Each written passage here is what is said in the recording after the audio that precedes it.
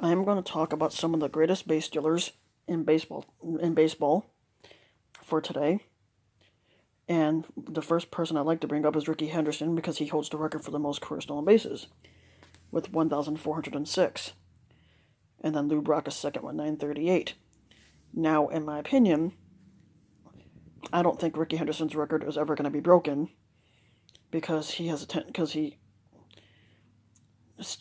couple times in his career he stole over 100 bases or more, which is not an easy thing to accomplish.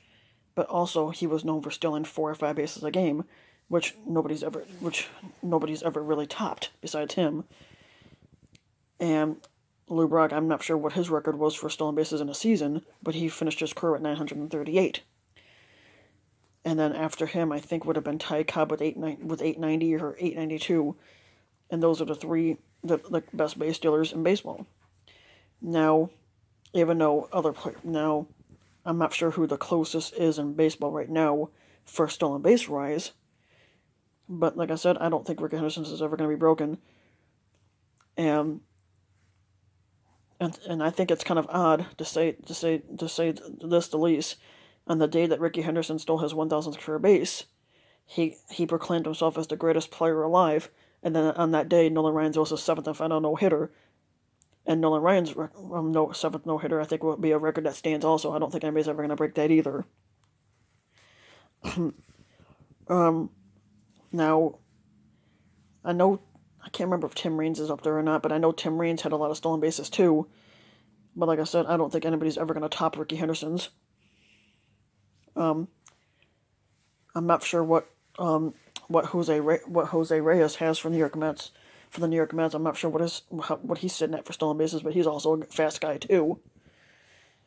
And then Carl Crawford was too, but Carl Crawford didn't play last year, but he was also a fast guy himself. Yeah, I don't know. But everybody says that records are meant to be broken, just don't count it out yet on a lot of those things. Now, when it comes to home run records, Barry Bonds and Mark McGwire both are the only two players in baseball to hit 70 or more for their career, and that's because they were on steroids, which is a big problem for me when it comes to the baseball part. I think if you're going to play baseball, play it fairly and don't cheat your way into it. Now, I also think that Nolan Ryan's record of strikeouts will be a record that stands forever, because he holds the record for 5,714 strikeouts in his career as a pitcher, and no pitchers ever came close to that, other than Randy Johnson with 4,875. Also, another record I think will stand forever would be Cy Young's record of the most career wins by a pitcher. Of course, now the reason why I say this part is because when Cy Young pitched back in the 1800s, up until 1911, like 1890 to 1911, he pitched at a time where a team maybe only had one or two pitchers, and their job was to pitch almost every damn day, instead of getting the 5 days rest like the pitchers have now. And he was consistent throughout his career of winning 20 plus games through all 22 years. And if a pitcher is ever gonna, if a baseball player was gonna get 511 wins or more, they would have to pitch 20-something years and average 25 plus wins a year, and not many pitchers top that.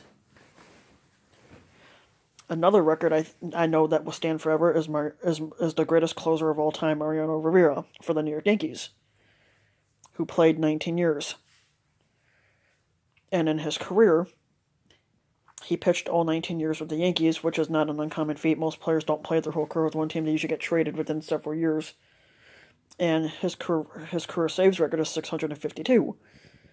And then the only other person that's came close to him is Trevor Hoffman with 601. And those records I know are going to stand for a long time. And now one player I wish that would have played baseball in the majors because of how good he was in Japan was Sadaharu Oh, who had the most career home runs out of any baseball player, but of course all his home runs were hit in Japan because he played his whole career with Japan. and he had 868 career home runs, which would have been nice to see if he did that in the majors, but he chose to play in Japan because basically, in his opinion, he wasn't going to play for any other team except for his cherished homeland, which was Tokyo, Japan. And the only other person to have ever come close to Cy Young's record of career wins was Walter Johnson with 417. But, of course, records are meant to be broken, like I've said, but it would take a while.